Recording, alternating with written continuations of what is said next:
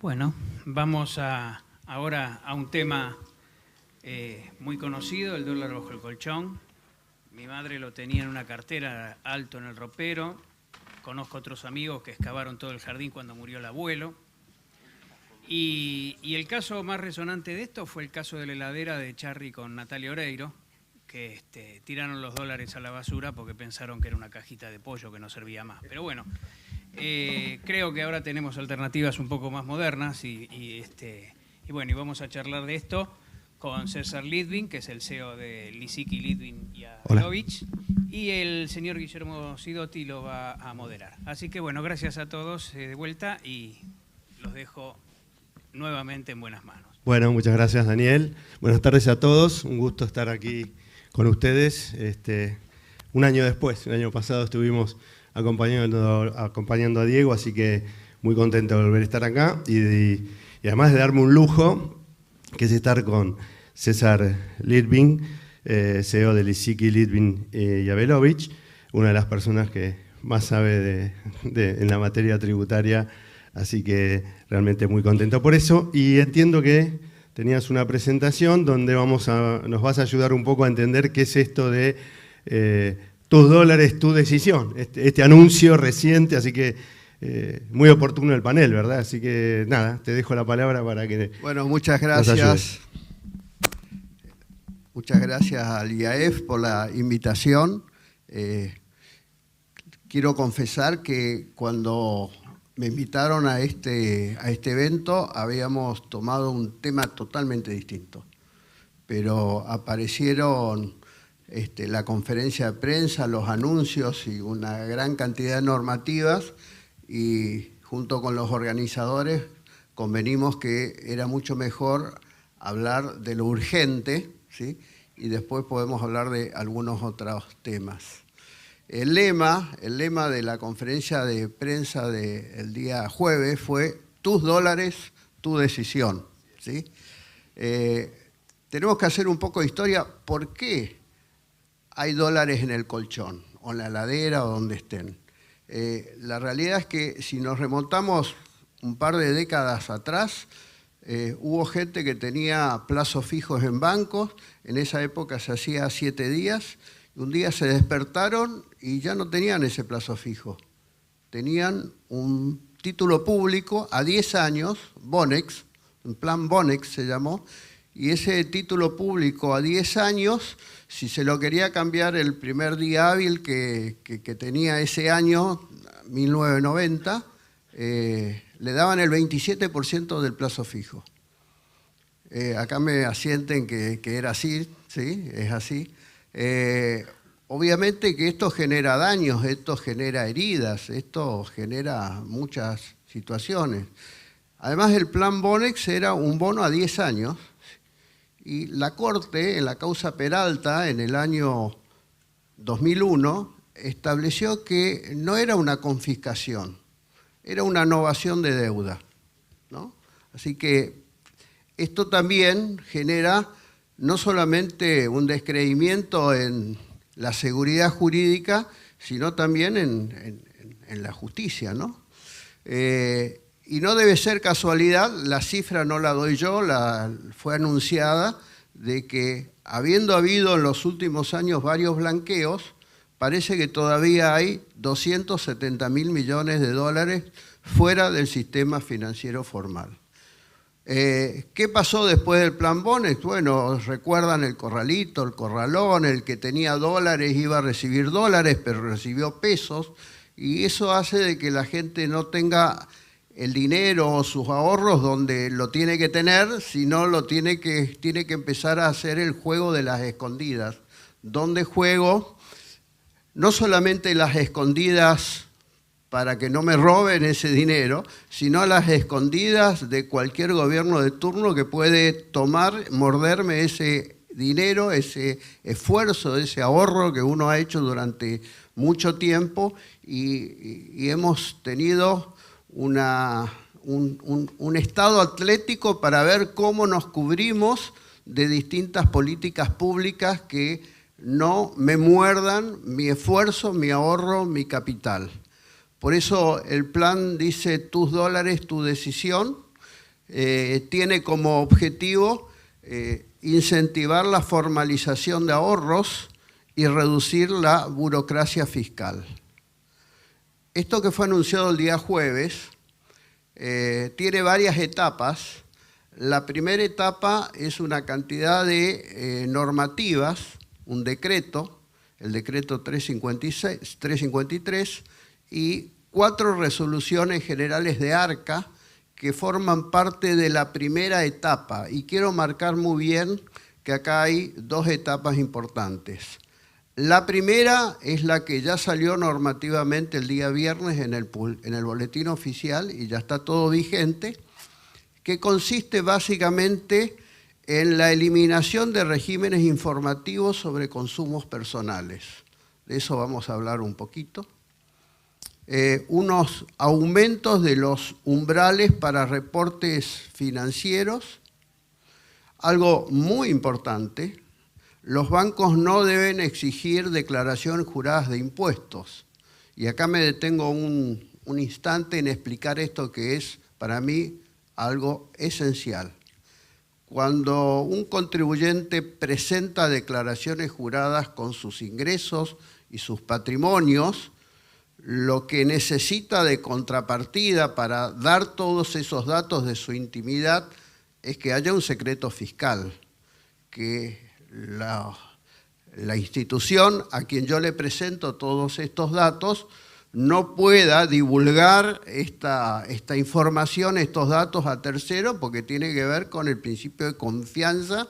¿Por qué le voy a dar datos si después cualquiera lo puede divulgar?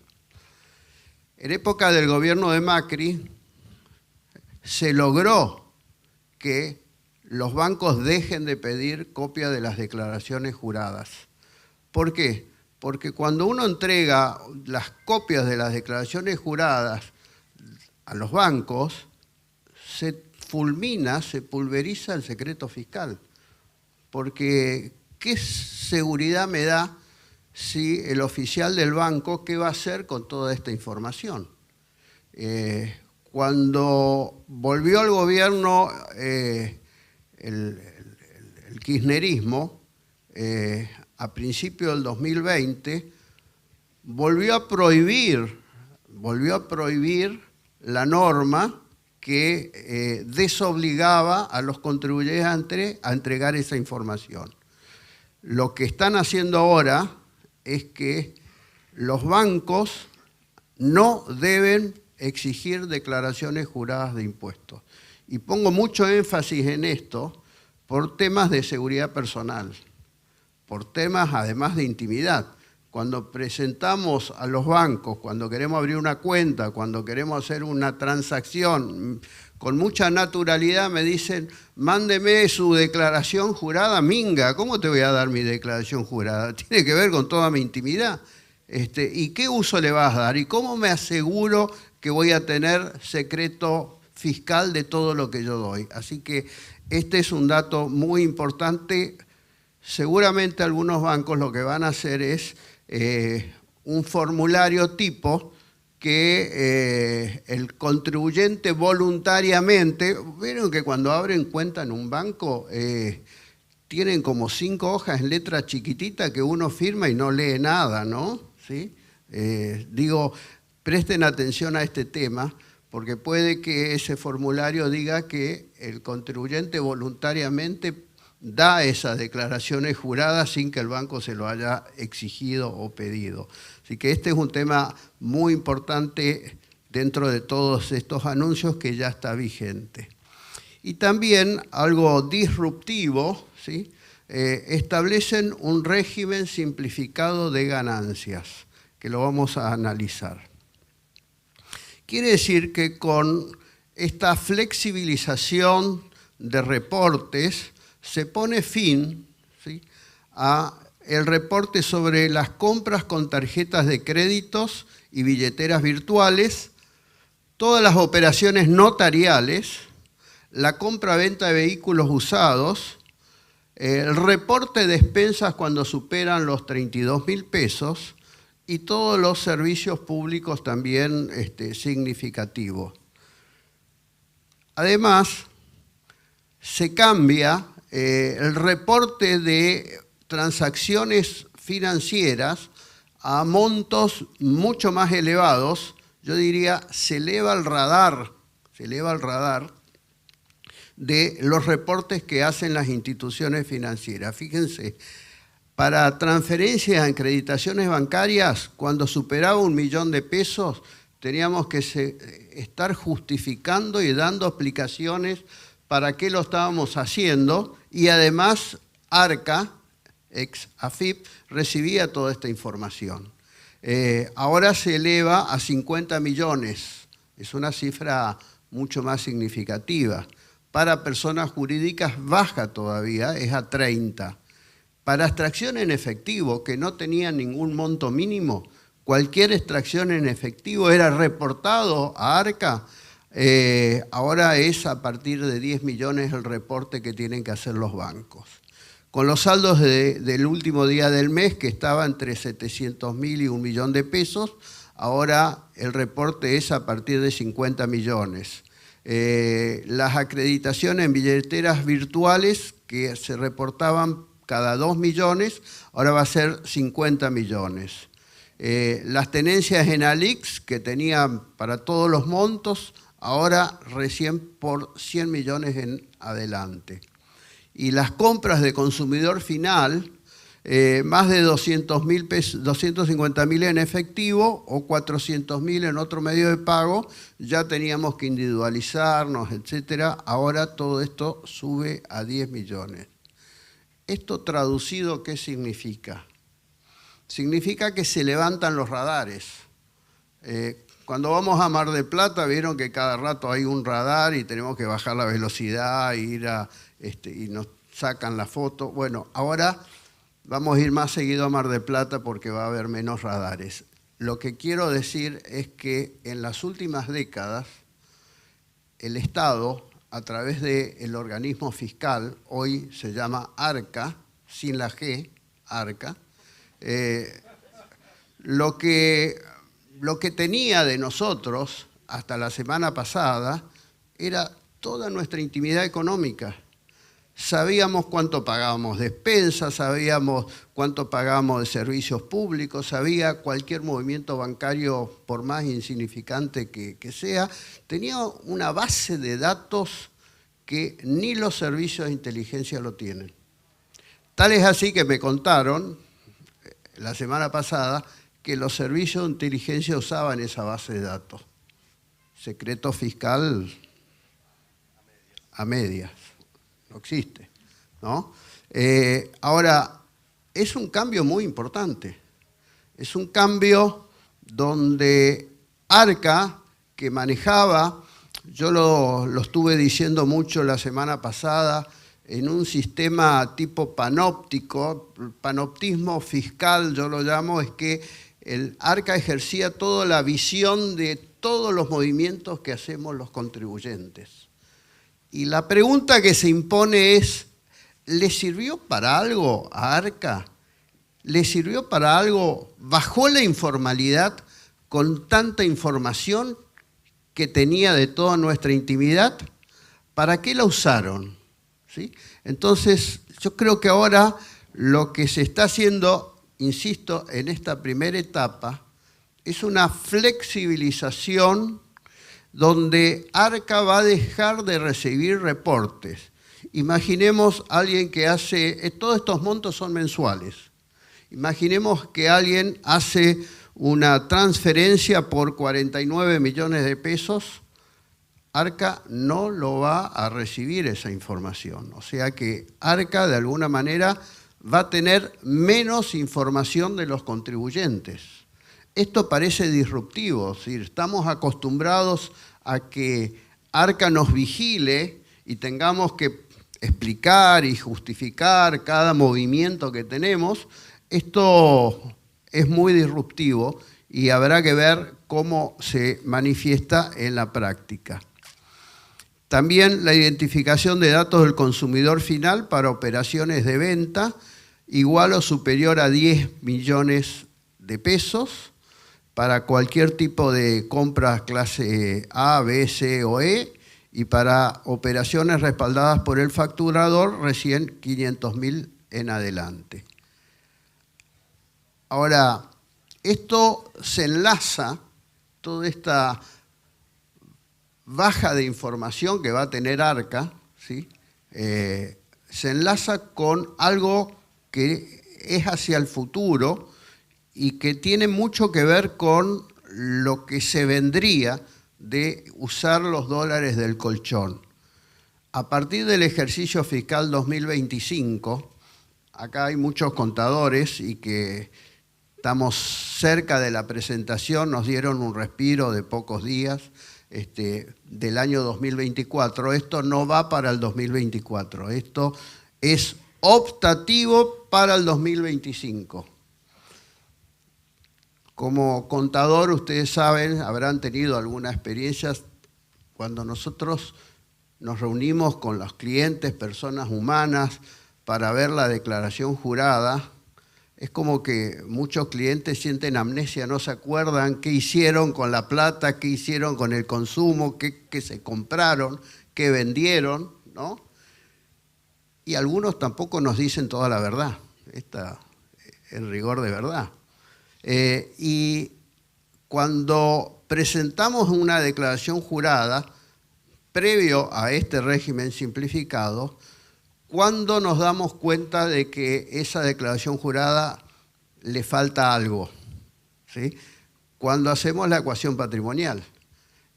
Patrimonio al inicio, más todos los ingresos, menos patrimonio al cierre, es el consumo. ¿Cuánto gastó para vivir? ¿Sí? ¿Habrán tenido algún caso de consumo negativo? No, nunca.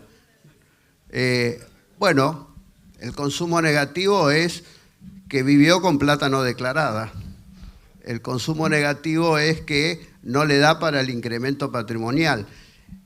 En la jerga se dice no le da el blanco, ¿sí? Bueno, esto tiene que ver con el sistema de ecuación patrimonial que se hace en las declaraciones juradas hasta el 2024.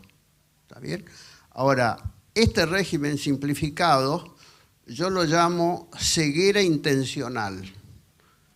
Es un término jurídico, se usa en la jurisprudencia, la ceguera intencional. Acá tal fue también explicado por los funcionarios. El organismo fiscal solo va a pedir a los que opten por este régimen a que se indique cuáles son los ingresos y los gastos deducibles. Y ARCA no va a tener, para estos contribuyentes, no va a tener ni los datos del patrimonio al inicio, ni los datos del patrimonio al cierre, ni los datos de consumo.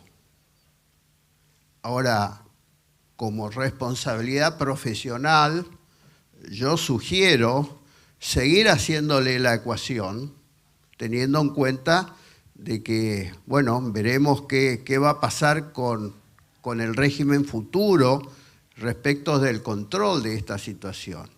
Porque si solo le declaramos los ingresos, menos los gastos deducibles, y si cualquiera quiere hacer el incremento patrimonial y los datos de consumo, podemos tener problemas. Ahora, esto en principio, si bien fue anunciado que iba a ser para todos, la norma establece específicamente que solo va a ser para los que tengan rentas de fuente argentina. Quiere decir que cualquiera de los portafolios sugeridos en el panel anterior habría que ver si tener en cuenta si los saca o los deja en el régimen simplificado. Acá también va a haber un tema gremial de la profesión. Muchos profesionales vivimos de estas declaraciones juradas. De ahí a un régimen simplificado, el valor a cobrar de la declaración jurada va a ser muy diferente, por supuesto. Por supuesto que tiene menor carga administrativa y esto se enlaza con todo el régimen de dejar o de eliminar los reportes tan masivos que estaban haciendo todos los agentes de información a ARCA. O sea, pasamos a otro extremo de darle a Arca todos los movimientos a darle hoy en día, con todo este nuevo régimen ya vigente, mucho menos movimiento al Arca. O sea, habrá que ver Arca cómo se adecúa también en su estructura y en la cabeza del inspector, que no pida más de lo que tenga que pedir. Porque quienes ejercemos la profesión muchas veces sabemos que el aplicativo es más importante que la ley para algunos inspectores. Entonces, es ahí donde tenemos que, como asesores fiscales, poner el freno a apetencias o a requerimientos de información que no corresponden dar. Ahora, la etapa más importante es lo que está por venir. ¿Qué quiero decir con esto? El que tiene hoy dólares en el colchón, que lo siga teniendo un tiempo más. Que no se apure. ¿Por qué que no se apure? Porque lo que salió hasta ahora no me da ninguna inmunidad por el uso de ese dinero, si en la medida que ese dinero no está declarado. Entonces, esa era, César, una pregunta que te iba a hacer. O sea, el tapón fiscal, el famoso tapón fiscal, o si esto tiene esa cierta seguridad jurídica para quien exteriorice, ¿no?, esos dólares. No, claro, todo lo que se informó el día jueves y que salió publicado el día viernes no me da a mí la posibilidad de sugerir a nadie que ya empiece a usar los dólares del colchón. Porque para empezar a usar los dólares del colchón falta la segunda etapa. Y esa segunda etapa es la que me da plena seguridad jurídica. Yo sé que hay algunos que son inquietos y que cuando salió esto ya me llamaban por teléfono, bueno, saco el canuto, ¿sí? Canuto le dicen. Entusiastas. Saco el canuto, voy, compro acciones, compro bonos, cambio el departamento, compro un autito. Espera un poquito porque tiene que haber modificaciones legales a 3 leyes. Al régimen penal cambiario, ¿por qué? Porque saben que cuando una persona compra dólares donde puede comprar, ¿y dónde pudo comprar dólares en los últimos años? En el mercado blue. Pero eso es una infracción al régimen penal cambiario, ¿sí? Donde también el gobierno se tapaba los ojos, hasta en los diarios sale la cotización blue.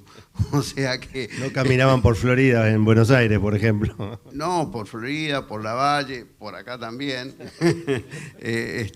Arbolitos hay en todos lados. Es una profesión que fue creciendo, ¿sí? La realidad es que el que compra o el que vende dólares fuera del mercado legal es una infracción al régimen penal cambiario. Y entonces, ¿cuál es el peligro? Si alguien usa dólares donde no tiene el papelito de dónde lo compró, ¿sí? Queda expuesto a una infracción del régimen penal cambiario. Y el régimen penal cambiario establece una pena entre 1 y 10 veces el monto de la operación. O sea que imagínense que alguien que compró o vendió $10.000 entre 1 y 10 veces. Así que creo que lo primero que tiene que pasar es que hay que modificar el régimen penal cambiario. En segundo lugar, el régimen penal tributario, dicho sea de paso, tiene montos punibles de evasión que quedaron totalmente derretidos por la inflación, ya no licuados, sino derretidos por la inflación, porque son montos del año 2018, que fueron pensados en el 2017, vigente del 2018. ¿Saben cuánto es el monto punible de evasión? 1,5 millones de pesos por año. O sea que cualquier evasión de impuestos de más de 1,5 millones ya es ley penal tributaria, ya es denuncia penal, ya te pintan los deditos, ya tenés que pedir permiso para salir del país. Es difícil que duermas en la sombra, pero tenés el mismo proceso, ya es una condena en sí mismo. No, claramente eso hay que actualizarlo, sin duda, ¿no? Exactamente. Y por último, la ley de procedimiento tributario, que todavía no sé de qué manera, porque dicen que no es un blanqueo, de qué manera lo van a arreglar, porque ¿cómo me va a dar protección si esto no es un blanqueo? Porque blanqueo es el que me da la plena protección de decir, bueno, le perdonamos todos sus pecados tributarios, ¿sí? Una de las cosas que anunciaron es que van a cortar la prescripción. Ustedes saben que la prescripción para los contribuyentes inscriptos son 5 años. Sí, esa era una pregunta que me llegó, César. Pero en la práctica, como se computa, son cerca de 7, depende del cierre de ejercicio. Entonces, ustedes saben que mucha gente que entró en el blanqueo del gobierno de Macri, después sintió que fue una emboscada. ¿Por qué? Porque cambió el gobierno, bienes personales que era el 0,25 lo llevaron a una alícuota que empezaba en el 0,50 y terminaba en el 2,25. Sí. Y después hubo otro impuesto, recuerdan, el impuesto a la riqueza, que en ese mismo año, entre los dos impuestos, había una alícuota máxima del 7,5%. ¿Qué generó eso? Mucha gente se fue a vivir a Uruguay en búsqueda de mucho cariño y afecto impositivo. Sí. Que Uruguay los recibió con vacaciones fiscales por 10 años. Sí, sí, correcto. Con lo cual, ustedes saben que los capitales son mimosos, se van donde mejor lo tratan, ¿no? Y en rigor de verdad tuvimos una pérdida de recaudación porque ¿quiénes se fueron? Los que más consumen, IVA, los que más invierten, ganancias, ingresos brutos, etcétera. Es decir, que toda esa masa de gente que se fue a vivir a Uruguay o a algún otro país, lo que hizo es una pérdida de recaudación por todo lo que se dejó de recaudar de esta gente. Claro, correcto. Entonces, muy importante, esperemos, no seamos ansiosos, esperemos la segunda etapa y veamos esta segunda etapa qué nos trae y qué seguridad jurídica me da para usar lo que tanto cuidé, que son los dólares del colchón. ¿Cuáles son mis reflexiones? ¿Sí? Bueno, ahí hay una imagen de una araña, ¿sí? Yo quería encontrar una imagen de una araña que no tenga patas, ¿sí? Pero no encontré ninguna. Entonces le crucé las patas. Imaginemos que esa araña no tiene patas. Si no tiene patas, ¿cómo hace la tela? ¿Sí? ¿Qué quiero decir con todo esto? Hay que trazar una diferencia entre dinero negro y dinero sucio. Muchos salieron a decir, por acá entra el narco, por acá entra el dinero sucio. No, no. El dinero negro es lo que apunta a que se use los dólares negros, no los dólares sucios. ¿Y por qué? Digo que no es un problema este tipo de cuestión. ¿Por qué? Porque la UIF mantiene todas sus facultades intactas. ¿Y eso qué significa? Que aquel que deposita menos de 50 millones puede que no sea reportado a ARCA, pero si la entidad bancaria considera que no sabe cómo hizo la tela, va a ser reportado a la UIF. O sea que lo que no se reporta a ARCA no obsta a que sea reportado a la UIF. Entonces, esa es la línea divisoria que hay que trazar entre dinero negro y dinero sucio, ¿sí? Y todo esto genera un giro muy pendular en la relación fisco-contribuyente. Estábamos acostumbrados a que el fisco tenga toda nuestra base de datos, de todos nuestros movimientos, ahora va a tener de muy pocos movimientos. Miren, yo llevo varias décadas de profesional. Cuando estaba estudiando veía en la televisión la publicidad del tanquecito, algunos lo recuerdan, ¿no? Sí, sí. El tanquecito era, el tanque se buscaba con mucha violencia al evasor. Y había un sello, ¿se acuerdan? Sí. Había un sello. Sí. Después quisieron hacer algo más pacífico en época ya democrática, esto era en épocas militares, y buscaron hacer la idea del sabueso, que el inspector tenía un buen olfato y tenía la posibilidad de detectar bien las situaciones de evasión. Bueno, esto generó todo un problema con el gremio de la DGI en ese momento, porque estaban comparando a un inspector con un animal. Y después, cuando empezaban a trabajar en la tecnología, ¿sí?, usaban la figura del peine informático. Pero como era una tecnología tan precaria, por eso puse ahí la imagen de un pelado con el peine, con el cepillo, donde no se peinaba nada porque no había pelo. Y después, el último tiempo, es donde todos estos regímenes informativos que fueron flexibilizados y fueron eliminados, una parte importante era el Estado que te vigila con una lupa cada movimiento, ¿sí? Pero no solamente eso. Todos los que nos dedicamos al ejercicio de la profesión sabemos que en el derecho tributario, ¿sí?, existe el principio de culpabilidad. Cuando viene una inspección, te determina un ajuste, por más discrecional, arbitrario o mal que esté ese ajuste, es el contribuyente que tiene que demostrar lo contrario. Y esto es muy importante. Esto es muy importante porque en el derecho penal existe el principio de inocencia. En el derecho tributario no existe ese principio de inocencia.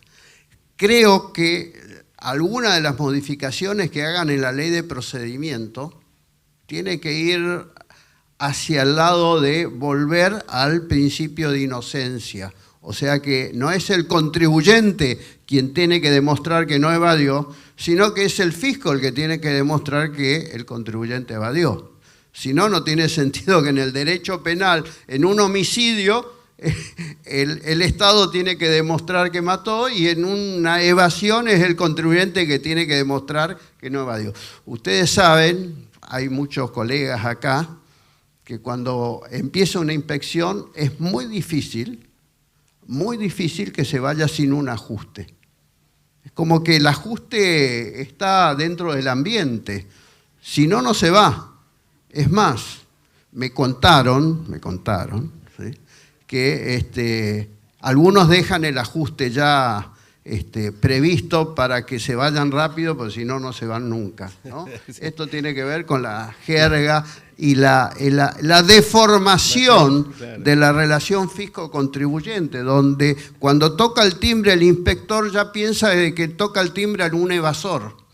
Algo debe estar escondiendo, ¿sí? Entonces, creo que acá, según palabras en la conferencia de prensa, se le da un voto de confianza al contribuyente. Yo lo traduzco jurídicamente, el voto de confianza es que deben dejar de lado el principio de culpabilidad y volveríamos a tener un principio de inocencia, ¿sí? Ahora, en una Argentina con un 30-40% de informalidad, Fausto, estuvimos viendo, haciendo algunos números en el almuerzo, parece ingenuo este voto de confianza, pero la pregunta es, ¿sirvió para algo todo el régimen anterior, casi carcelario, de tener toda la información y de tener un principio de culpabilidad? A lo mejor esto que es disruptivo, que parece ingenuo, habrá que ver el resultado. Una de las preguntas que me hace mucha gente es, el 7 de mayo terminó un blanqueo, que fue exitoso. Fue exitoso porque se blanquearon 30 y pico mil millones de dólares, ¿sí?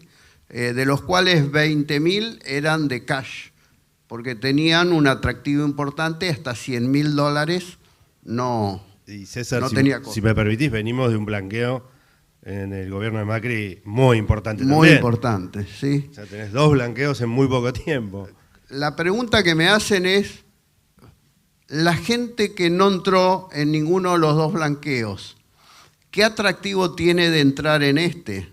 Porque si en el blanqueo de Macri se exteriorizaron 116.700 millones de dólares, en el blanqueo de este se exteriorizaron 30 y pico mil millones de dólares y todavía quedan 275.000 en los colchones. Supongamos que ese dato sea cierto, a mí no me consta, ¿cuál va a ser el incentivo si no entró en los blanqueos, incluso en el blanqueo gratis de hasta 100.000 dólares? Sin tener en claro todavía la normativa que hablábamos hace un rato, ¿verdad? Sí. Como yo soy optimista, siempre me manejo, dije, bueno, pienso en positivo. Pensando en positivo, dije, bueno, ahora hay menos radares. ¿Qué significa esto? El que entraba en el blanqueo que terminó el 7 de mayo, entraba en un blanqueo donde Arca a partir de ese momento iba a tener todos los movimientos, iba a tener todas las exigencias, todos los agentes de información iban a informar todo lo que tenga que ver con la intimidad económica. Bueno, ahora hay mucho menos información. Correcto. Esto puede en principio. En principio puede ser un dato bueno, con lo cual tiene mayor intimidad de movimiento. El que tenía dólares en el colchón no los tenía declarados y no tenía que dar explicaciones a nadie si no lo usaba. Si lo usaba tenía un problema. Y hay más confianza. Uno de los elementos importantes que hace a la formalidad en contra de la informalidad, al éxito de un blanqueo o de algo parecido, es la confianza. Quizás el año pasado, cuando entró en vigencia el blanqueo, todavía no había confianza del plan económico, de la inflación, del superávit fiscal, de toda la macro, de todos los indicadores macro. Ahora parecería que hay más confianza en la marcha de la economía, por lo menos de la macro. Después ustedes saben que la micro se arregla como puede cada uno, ¿no? Pero bueno, esto sería un poco entrando en la psicología del contribuyente. Perfecto. Que tiene encanutado un dinero para su protección, para su seguro de retiro, para darse algún gustito. Entonces, ahí podría... Nos quedamos un poco con el no nos apuremos, esperemos un poquito a que sí. quede ya definida toda la parte normativa. Sí, acá hay otra reflexión que quiero hacer. Hay que distinguir stock de flujo. El stock es los dólares que hoy están en el colchón, ¿sí? Es lo que todo el mundo dice el canuto, ¿no? Y el flujo son los nuevos ingresos. Y hay que distinguir bien. El plan de lo que la ley establecerá es dar una indemnidad a los dólares del stock, el canuto, el que está en el colchón. Ahora, los ingresos futuros tienen que ser declarados. ¿Qué quiero decir con esto? El hecho de que Arca no reciba transferencias bancarias, información de transferencia bancaria por menos de 50 millones, no significa que empiece a declarar por lo que supera 50 millones. Significa que aun cuando Arca no tenga esa información, el voto de confianza que hace el gobierno, y que podrá parecer ingenuo, es que por todos sus ingresos, tenga o no tenga información Arca, lo esté pagando en el futuro. Esto es un dato muy importante, ¿eh? Acá va a haber una decisión muy importante del contribuyente. Arca no tiene esta información, ¿la declaro o no la declaro? Porque esto es un tema de una decisión muy importante. Una de las preguntas, ya sí. Te dejo, tenemos unos minutos. Una de las preguntas que normalmente me hacen es, ¿qué pasa con las provincias? Porque no todas las provincias se adhirieron a los blanqueos. Entonces, si un contribuyente tiene dólares en el colchón y es contribuyente de ingresos brutos, si la provincia no se adhiere, puede que después le toque el timbre la gente de ingresos brutos, que ustedes saben es el peor de todos los impuestos, y le diga, a ver, de ese canuto me estás debiendo ingresos brutos. Entonces, ¿qué hizo hace pocas horas ARCA sacó una resolución donde convoca a las provincias a un nuevo convenio de intercambio de información. Se sabe que está vigente. ARCA le da información a las provincias sobre operaciones relevantes de declaración jurada de IVA, etc. Entonces, ¿cuál es el objetivo? Garantizar que todas las provincias estén alineadas y no molesten, ¿sí? No puedo decir no rompan las bolas, pero no molesten pero se entendió. a los contribuyentes que entran en el régimen del canuto, de los dólares del colchón.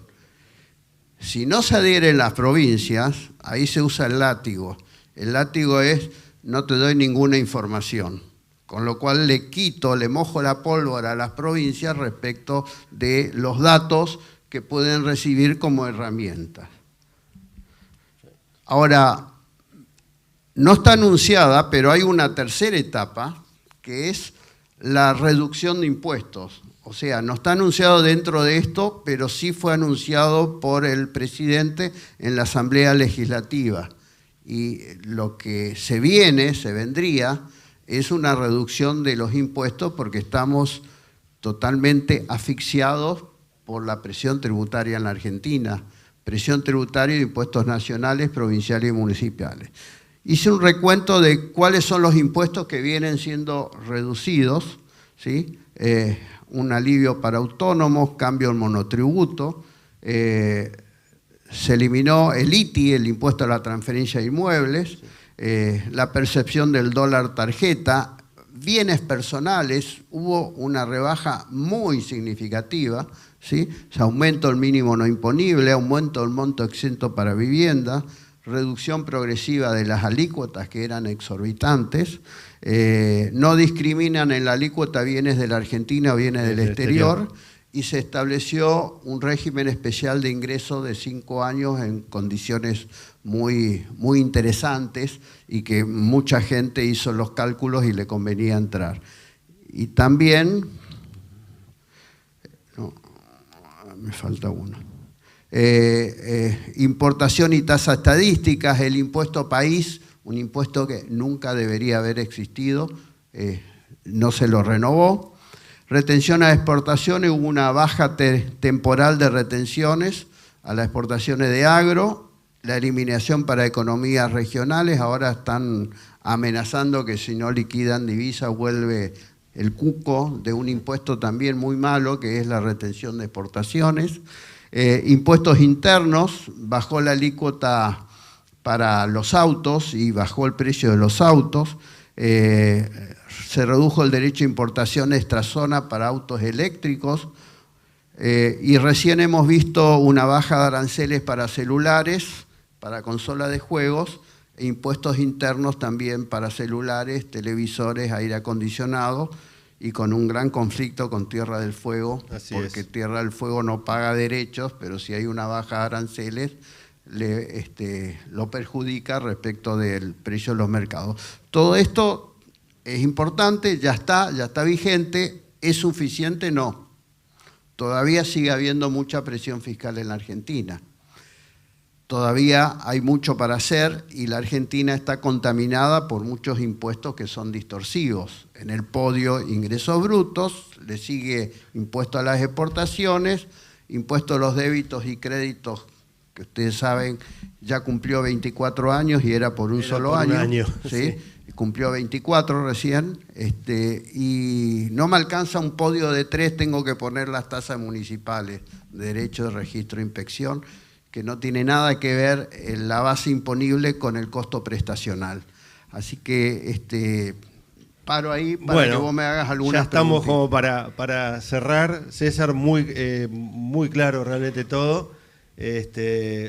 Por lo que vimos al final, el camino de la reducción de impuestos está siendo transitado, falta muchísimo. Muy rápido nada más, y ya con esto tendríamos que cerrar. Escuché en el Congreso del IAEF hace unos días en Buenos Aires algo llamado el super IVA.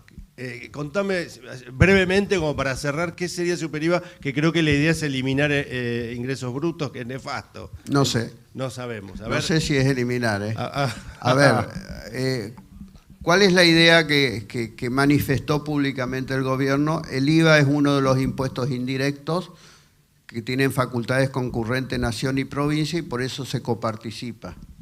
A la nación le queda un poquito menos del 9%. Sí.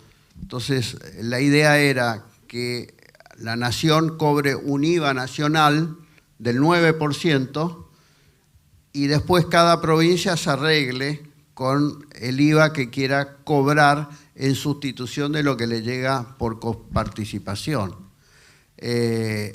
Bueno, lo primero que quiero decir, la idea solo sería buena si el IVA engloba el IVA provincial ingresos brutos. Exactamente. Porque si lo van a hacer convivir en el mismo lecho, estamos peor que antes. Estamos peor que antes. Vamos a tener IVA nacional, IVA provincial, ingresos brutos, tasa de derecho de registro e inspección, estamos en el horno. Entonces no sirve. Correcto. Ahora, con ese cálculo, algunas provincias que pierden con la coparticipación, como Santa Fe y Córdoba, Correcto. pueden tener un IVA provincial más barato porque generan más actividad económica y las que viven UPA, las provincias ganadoras, que son las que reciben más de lo que Formosa, La Rioja, Catamarca, correcto, y que no hay mejoras sociales en esas provincias que reciben más de lo que... Bueno, ahí van a tener problemas, van a tener que poner un IVA al 40% más claro, o menos,